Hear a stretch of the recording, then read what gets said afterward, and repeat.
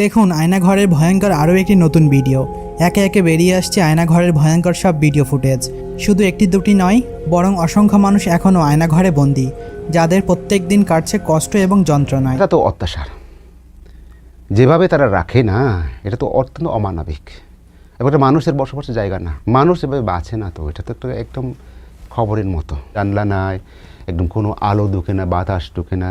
স্বৈরাচার শেখ হাসিনার আয়নাঘর থেকে দিনের পর দিন যে পরিমাণে গুম হয়ে যাওয়া লোকগুলো বের হচ্ছে, যেটা আসলে বলার মতো না। এমনকি বন্ধুরা, ইতিমধ্যে সেই গুম হয়ে যাওয়া আয়নাঘরের লোকগুলো তারা মুক্তি পেয়ে আয়নাঘর নিয়ে কি লোমহর্ষক তত্ত্ব ফাঁস করলো, যেগুলো শুনলে আপনি কাঁদতে বাধ্য হবেন, এমনকি আপনার গা শিউরে উঠতে বাধ্য হবে। তো যাই হোক বন্ধুরা, শেখ হাসিনার আয়নাঘরে আসলে মানুষকে কিভাবে টর্চার করা হতো, এমনকি বিনা কারণে কিভাবে গুম করা হতো, তো চলুন আগে আমরা সেই ভিডিওটি দেখে আসি, তারপর আলোচনা করছি ভিডিও শেষে। আমার নাম মাইকেল চাকমা। আমাকে 2019 সালে 9 এপ্রিল আনুমানিক বিকাল 5টার দিকে 5-6 জন সাদা পোশাকধারী লোক আমাকে ঠুলে নিয়ে যায়। তারা অজ্ঞাত স্থানে নিয়ে যায়। চোখ বাঁধার আগে আমি দেখেছিলাম ওই ড্রাইভারের পাশে যে সিটটা ছিল, সিটের পেছনে একটা ওয়াকি টকি ছিল। যে ওয়াকি টকি নর্মালি আমাদের দেশে ওই গভর্নমেন্ট এজেন্সি যারা তারা ব্যবহার করে, এরকম একটা দেখেছিলাম। গাড়িতে ওঠার পর একটা হাই ভলিউমে গান ছেড়ে চালু করলো।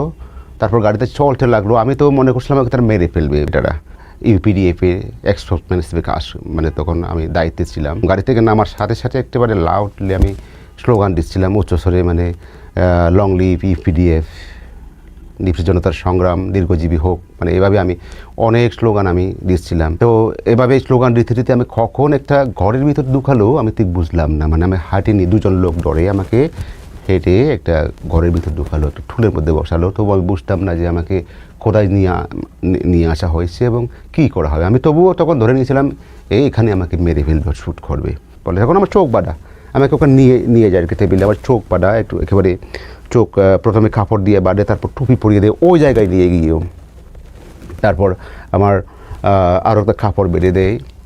তো হাতে হ্যান্ডকাপ ছিল? হ্যাঁ, হাতে হ্যান্ডকাপ পরিয়ে দিই। কখনো পিছনে হাত দিয়ে পরায়, কখনো সামনে হাত দিয়ে, মাঝে মাঝে সামনে এরকম করে পরায়, কখনো একেবারে পেছনে এরকম করে পরায়। তো চোখ বাঁধা, সামনের লোকটা কাউকে দেখা যায় না। এরকম কয়দিন আপনার সঙ্গে এই ইন্টারোগেশন বা ওদের জিজ্ঞাসাবাদ চলেছে? যতদিন প্রয়োজন, বেশ কিছুদিন তারা আমার এটা চলছে। তার ওদের একটা আছে, বুঝলাম আর কি, তাদের যে একটা সিস্টেম আছে, তাদের যে যা জানতে চায়, যতদিন তারা সেই কথাগুলো শেষ না করবে ততদিন তারা হয় 10 দিন, 15 দিন, 20 দিন, আমার কাছে কমপক্ষে তারা মাস দেড়েক পর্যন্ত আসা যাওয়া করেছে।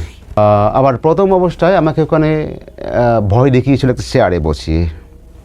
এভাবে একটা চেয়ার ছিল, ওখানে লক করা যায় হাত, চেয়ারের ভিতর, চেয়ারের মধ্যে এটা লকটা আছে, এভাবে লক করা যায়, 2 হাত লক করে দেয়, পায়ের এটা লক করার ব্যবস্থা আছে। তারপরে আমার একটা দড়ি, যে এখানটায় পেঁচিয়ে পেঁচিয়ে পেঁচিয়ে এভাবে পেঁচিয়ে পেঁচিয়ে বাহুসহ এই চেয়ারে এভাবে মাথা পর্যন্ত পেঁচায়, একদম চেয়ারে এভাবে বসতে হয়। চেয়ারটা যদি একটু টালা দিলে তাহলে চেয়ারটা একটু ঘুরে, একদম জোরে জোরে ঘুরে চেয়ারটা। তারপরে সে আমাকে ভয় দেখাচ্ছে যে তোমাকে এখন 240 ভোল্টেজের কারেন্টে আমি পুড়ে ফেলবো, তো বলো তোমার অস্ত্র কোথায়। সে আমাকে ভয় দেখাচ্ছিল। আমি বললাম আমার তো কোনো অস্ত্র নাই, আমি তো ছিলাম ঢাকায়, আমি তো ঢাকায় থাকি অনেক বছর ধরে, আমার কাছে তো কোনো অস্ত্র নাই, আমি তো অস্ত্র রাজনীতি করি না। পরে এসব কথা বলতে বলতে সে শান্ত হয়ে গেল। তারপর ওটা খুলে দিল বাদনটা, আমাকে একটা জায়গায় রাখলো। ওখানে ওই জায়গাগুলো তো আলো বাতাস পাওয়া যায় না, কোনো জানালা কিছু নাই, গর্তাতে কোনো এটা অনেক বড় জায়গা, কিন্তু আমাকে অনেকগুলো জায়গায় রাখা হলো এই 5টা বছরে। সেখানে বিভিন্ন জায়গায়, এখানে কিছু কয়েক মাস, ওখানে কয়েক মাস এরকম করে। এই যে 5 বছর কতগুলো জায়গায় রেখেছে আনুমানিক, এবং কি ব্যবহার করেছে আপনার সঙ্গে? আমাকে ওখানে প্রায় 4-5টা জায়গায় রেখেছে তারা। প্রথমে যখন নিয়ে গেছে তখন একটা জায়গায় নিয়েছে, ওটা একটু রুমটা একটু বড় ছিল, প্রায় 11-13 এরকম হবে, 11 ফিট বাই 13 ফিট। এটা বড়, একটু সামান্য বড় ছিল। আর জানলা দেখেছিলাম সেখানে, গ্লাস, পুরনো, অনেক পুরনো, বিল্ডিংটা অনেক পুরনো, টিন শেডই মনে হলো বিল্ডিংটা। আর কাছের যে জানলাগুলো অনেক পুরনো স্টাইলের, নতুন মডার্ন না, অনেক পুরনো স্টাইল, এবং সেই কাঁচ জানলার উপর কালো রং দিয়ে একদম কোনো আলো আসতে না পারে বা পারে না, আর বাইরের ভিতর থেকে কিছু দেখা যায় না, এটা একদম বড় চিকল দিয়ে ভাটা, ওই যে জানলা যেন খোলা না যায় এরকম অবস্থা। আর খার একটা ছিল মাঝখানে। তারপরে এই 5 বছর 3 মাসে আপনাকে 4-5টা জায়গায় রেখেছে, আপনার উপর কি কোনো নির্যাতন বা কোনো ধরনের অত্যাচার হয়েছে? ওখানে রাখাটা তো অত্যাচার, যেভাবে তারা রাখে না, এটা তো অত্যন্ত অমানবিক। এবং এটা মানুষের বসবাসের জায়গা না, মানুষ এভাবে বাঁচে না। তো এটা তো একটা একদম খবরের মতো গুহা আছে না, গুহা এটা থাকলে মানুষ যেভাবে একদম কিছুই দেখে না, খবরে থাকলে মানুষ যে কিছুই দেখে না, ঠিক এরকম। এটা তো মানুষের বাঁচার মতো কোনো জায়গা না, একদম কোনো জানলা নাই, একদম কোনো আলো ঢুকে না, বাতাস ঢুকে না, শুধু চারিদিকে দেয়াল। আর সামনে যে দরজা থাকে, এটা দুটো দরজা, একটা কাঠের দরজা আছে বাইরে, আর একটা চিকের দরজা, যেটা জেলের মতো চিকের দরজা আছে লোহার, ওটা সবসময় বন্ধ থাকে তালা দিয়ে। ওই ইয়েটা কাঠের দরজাটা মানে খোলা রাখে, প্রয়োজনে আবার বন্ধ করে, তাদের প্রয়োজনে যতক্ষণ প্রয়োজন বন্ধ রাখে তখন। ওটা খুললেও শুধু আপনি সামনে তা দেখবেন, সামনে একটা ওয়াল, তো এটা কিছু না। রুমগুলো তো ছোটো ছোটো একদম, মানে কোনো রুম 8 ফিট বাই 11 ফিট, আমি ইয়ে করে দেখেছি। কোনো রুম 7 ফিট বাই 11 ফিট, কোনো রুম ছিল 8 ফিট বাই 11 বা 12 ফিট এরকমের, মানে একদম ছোটো ছোটো রুম। ওখানে ছোটো একটা খাট আছে 3 ফিট বাই 7 ফিটের লোহার, কোনো জায়গায় খাটের। তো ওভাবে তারা ওই জায়গায় থাকাটা তো একটা অত্যাচার বড় রকমের। আর ওখানে ফ্যান যে আছে, অনেক বড় বড় ফ্যান, বড় শব্দ তৈরি করে, কানে একদম কান ব্যথা করে, দীর্ঘদিন আপনি কোনো বিরতি দেবে না, একদম 24 ঘন্টা ফ্যান চালাবে একদম অনেক উচ্চ শব্দে। তো তখন কিছুই শোনা যায় না। তার যেটা কষ্ট হয়, আপনার যেটা কষ্ট হয়, মারধর করে না, আমাকে মারধর করেনি, কিন্তু আমার সাথে এই যে ব্যবহারগুলো করছে, যেটা আপনার কষ্ট হয়। গরমে মনে করেন আপনার গরমে একদম ভিজে গেছে শরীর, প্রচুর গরম, ঘুমাতে পারছে না, তখন যে সাইডে ফ্যান, ওখানে ফ্যানের বাতাস, ফ্যানগুলো উপরে থাকে, গায়ে লাগে না বাতাস। কোনো সময় দুপুরে প্রচুর গরম পড়লে বাইরে যদি ওই বাইরের ফ্যানগুলো ছেড়ে দেয়, যেন গরম বাতাসটা এসে পড়ে আবার গায়ে। তো এইভাবে তারা আমাকে রেখেছে ওই রুমগুলোতে। খাবার দাবার কেমন দিত তারা? খাবার দাবারটা তারা 3 বেলায় খাবার দিত, সকালে নাস্তা, দুপুরে রাতে ভাত, সাথে প্রতিদিন মাংস দেয়। পরিমাণ কখনো কম, কখনো খাওয়ার মতো, আর কখনো সেটা মাঝে মাঝে খাওয়া যেত না। কোনো সময় একদম ঝাল করে বেশি একদম মুখে দেওয়া যায় না।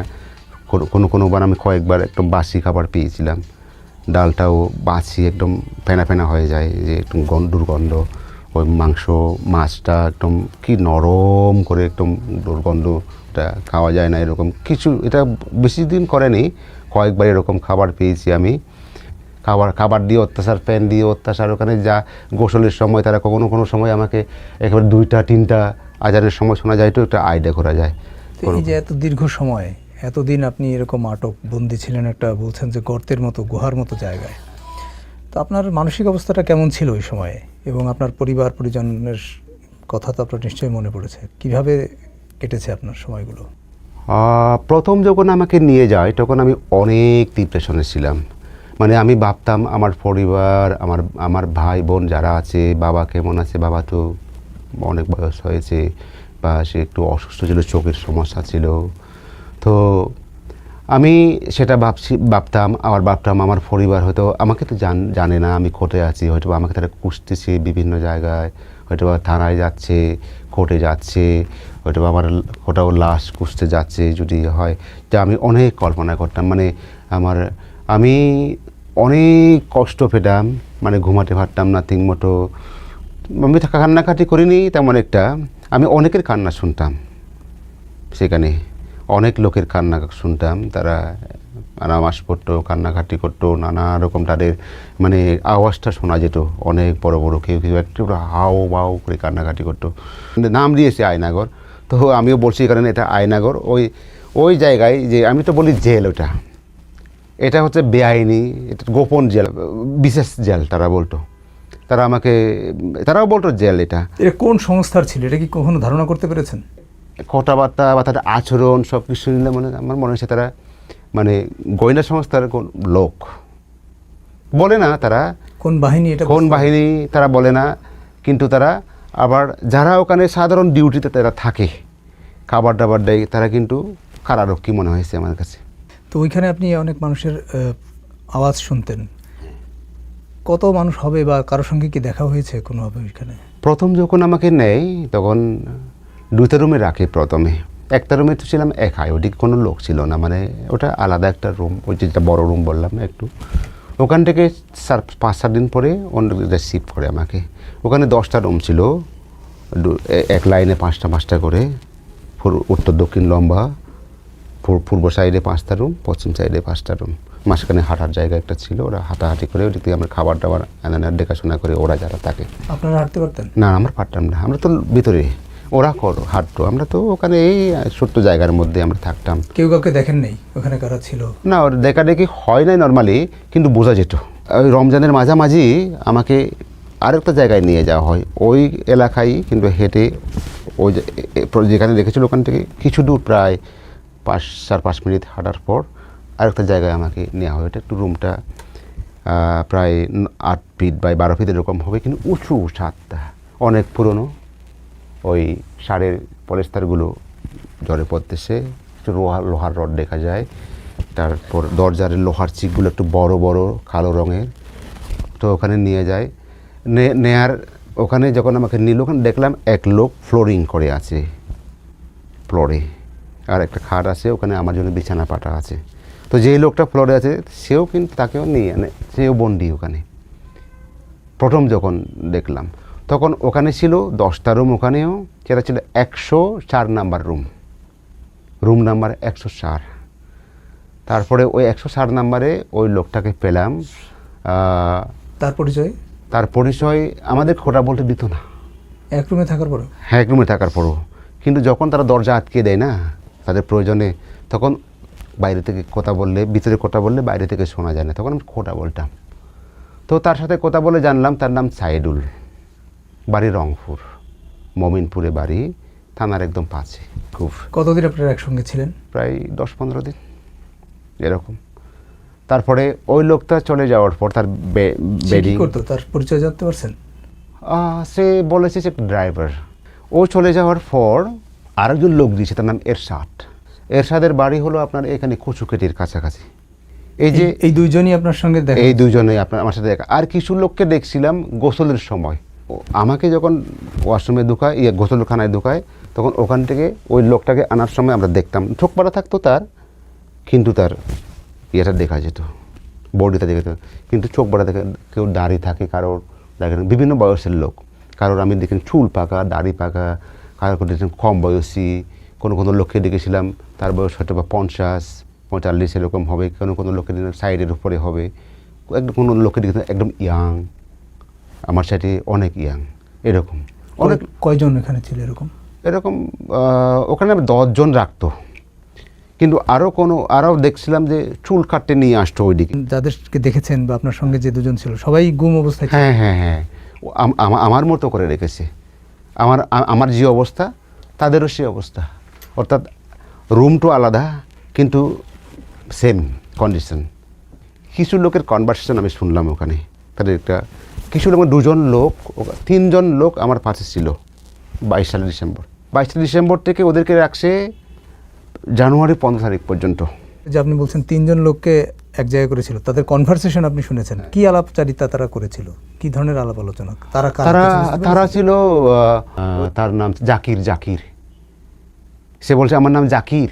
ওই জাকিরকে প্রথমে নিয়েছিল, বলছে আমি জাকির। ও জাকির বলতো এই দিক থেকে গেছে। ও বলছে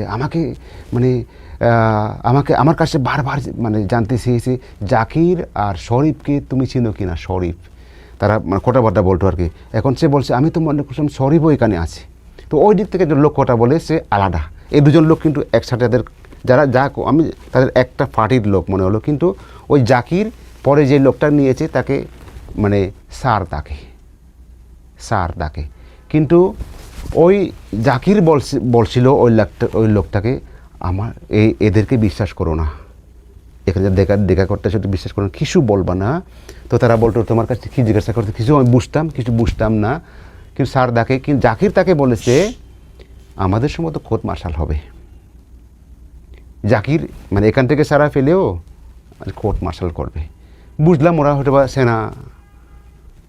সেনাবাহিনীর কোনো সদস্য এরকম বা তাদের কোনো রিলেটেড কোনো লোক টোক হবে। তাহলে আপনি এই পর্যন্ত নাম 4 জনের কথা বললেন, 4 জনের পরিচয় আপনি আর কি নাম জানতে পেরেছেন? 3 জনের নাম জানতে পেরেছি। ওই আপনার সঙ্গে ছিল 2 জন আর জাকিরের নাম। ও শরীফ তা কোটায় ওরা জানতো না।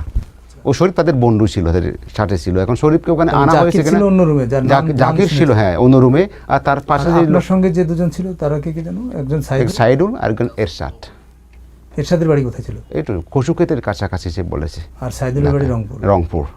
তার নামে জিডি হয়েছে বলেছে রংপুরে। এদেরকে সবাইকে কি দীর্ঘদিন আটক রেখেছিল? সাইদুল তো অনেকদিন ছিল, প্রায় 7-8 মাস ছিল সাইদুল। এই যে গুম বা নিখোঁজ করে রাখা, এরকম একটা জায়গা বদ্ধ করে রাখা, আইনের কাছে সুপর্দ না করা, এটাকে আপনি কি বলবেন? এটা তো সংবিধান লঙ্ঘন। এটা তো একটা শুধু না, এটা আইন কানুন লঙ্ঘন। এটা হচ্ছে বেআইনি এবং এটা হচ্ছে মানবাধিকার লঙ্ঘন। একজন মানুষকে রাখা সেখানে স্পষ্ট এটা মানবাধিকার লঙ্ঘন। ওইটা তো হলো একটা মানে torture of empire of torture ওই জায়গাটা। তো ওখানে নেওয়া মানে হলো একজন মানুষকে সেখানে একেবারে শেষ করে দেওয়া। ফিরবো কিন্তু পরে দেখা যাচ্ছে আমি ফিরছি না। বছর যাচ্ছে, দিন যাচ্ছে, 3-4 বছর পর ব্যবসার লোকটা আর ফিরবে না বোধ হয়। তারা ওই আশায় তারা ওই চিন্তা করে আমার আশা সব ছেড়ে দিয়ে আমাদের ধর্মীয় রীতি, সামাজিক যে রীতি মানে নিয়ম সব কিছু মেনে তারা আমার শেষকৃত্য করে দিয়েছে। আমার জন্য যা একজন মানুষ আমাদের কমিউনিটিতে একজন লোক মারা গেলে যা করে দেয় তা সব কিছু করে দিয়েছে। মানে আমি আর নাই দুনিয়ায়। তো এই জায়গাটা কি বন্ধ হওয়া চিরতর দরকার? আপনি কি বলবেন? অবশ্যই আমি মনে করি যে ওই জায়গাটাকে একদম মানে ভেঙে দিতে হবে, রাখা যাবে না। এই যে বেআইনি কারাগার, গোপন কারাগার, মানে মানুষকে নিয়ে গিয়ে সেখানে রাখবে তারা, মানে একদম সম্পূর্ণ অমানবিকের, মানে এটা মানবাধিকার লঙ্ঘনের সাথে আরও বেশি। আমি বুঝতে পারি না যে এটা শব্দটা আরও কম হয় মনে করি আমি। একজন মানুষকে একদম এভাবে রাখা তো ওটা বড় অপরাধ। তো আমি এই যে অপরাধের জায়গা যেটা যে এম্পায়ার অফ টর্চার একদম ভেঙে দিতে হবে। এটা রাখা যাবে না। এটা রাখলে আরও পরবর্তীতে এইরকম ঘটনা ঘটবে। তো এখন এই জন্য আমি বারবার বলি এই জায়গাটা না থাকতে পারবে না।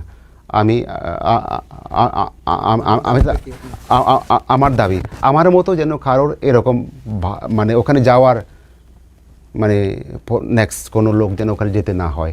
5টা বছরের বেশি সময় আপনি বন্দি থাকলেন, আপনাকে আটক রাখা হলো, নাকি আপনার কোনো দাবি আছে কিনা এটা নিয়ে? আমাদের দেশের আইন হোক বা ইন্টারন্যাশনাল আইন হোক, যে আইনের মাধ্যমে তাদের আওতায় আনা যায়, দৃষ্টান্তমূলক শাস্তি যেন নেক্সট কেউ এটা না করতে পারে। 1, 2 হলো উপযুক্ত শুধু আমার না, যাদেরকে ওখানে গুম করে রাখা হয়েছে সবাইকে ক্ষতিপূরণ দিতে হবে। আমাকে ছেড়েছে 6 তারিখ সকালবেলায়, সকাল 8টার দিকে আমাদের এলাকায় নিয়ে তারা আমাকে ছাড়ে। কিন্তু ছাড়ার আগে তারা আমাকে মানে ওই যেখানে আমাকে রেখেছিল ওই জায়গায় রাত আনুমানিক অর্থাৎ 5 তারিখ বা 6 তারিখের মাঝে রাতে আর কি, ওই ভোর প্রায় 3টার দিকে আনুমানিক আমাকে ঘুম থেকে জাগানো হয়। তো আমার তখন ধারণা ছিল আমাকে ছাড়বে না, তারা আমাকে মেরে ফেলবে বা ওখানে নিয়ে গিয়ে আমাকে হয়তো ক্রস ফায়ারের নামে মারবে, হয়তো বা অস্ত্র উদ্ধার দেখিয়ে নানা রকম একটা নাটক করে আমাকে এরকম করবে। নিয়ে যেতে তারা আমাকে আমার চোখ বেঁধে দিয়েছিল একটু লুজ করে, যে লোকটা একটু লুজ উপরে একটু এভাবে বেঁধে দিয়েছে, একটু লুজ করে বেঁধেছে। তো আমি রাতে চেষ্টা করতে এভাবে ঘষাঘষি করে পিছনে কাপড় উপরে তুলতে চাই, আমি চোখের উপরে যেরকম দেখি চেষ্টা করে আমি দেখলাম রাস্তায় লাইট দেখেছি, শেষ কোনো রাত ছিল। পরে এটা আমি সঠিক কিনা বুঝতে পারলাম না রাতে। পরে যখন আরও ঘন্টা দেড়েক পরে আমি চোখ মেলি, চোখ বন্ধ থেকে, তখন আমি দেখি বোর হয়েছে, একটু আলো দেখি, মানে এই ফাঁক দিয়ে এরকম ফাঁক দিয়ে এভাবে দেখি একটু আলো। এটা 5 বছর পর প্রথম আলো দেখা। বন্ধুরা দেখতেই পেলেন আসলে শেখ হাসিনার আয়না ঘরে বিনা কারণে কিভাবে মানুষকে গুম করে বছরের পর বছর রাখা হয়। ইতিমধ্যে অনেকেরই বাবা মা নিখোঁজ হয়ে আছে, খুঁজে পাচ্ছে না অনেকেই। বন্ধুরা সবচেয়ে আশ্চর্যকর বিষয়টি হলো এই আয়না ঘরে থাকার মতো কোনো পরিস্থিতি নেই, এমনকি দিনের পর দিন তো আপনাকে টর্চার করতেই থাকবে। রীতিমতো জানা যাচ্ছে দেশের বেশ কয়েকটি জায়গায় আয়না ঘর আছে, এমনকি অনেক জায়গা থেকেই মুক্তি পাচ্ছে অনেক লোক। তো যাই হোক বন্ধুরা, স্বৈরাচার শেখ হাসিনার এই আয়না ঘর নিয়ে আপনাদের কি মতামত আপনারা অবশ্যই কমেন্ট করে জানাতে ভুলবেন না। আল্লাহ হাফেজ।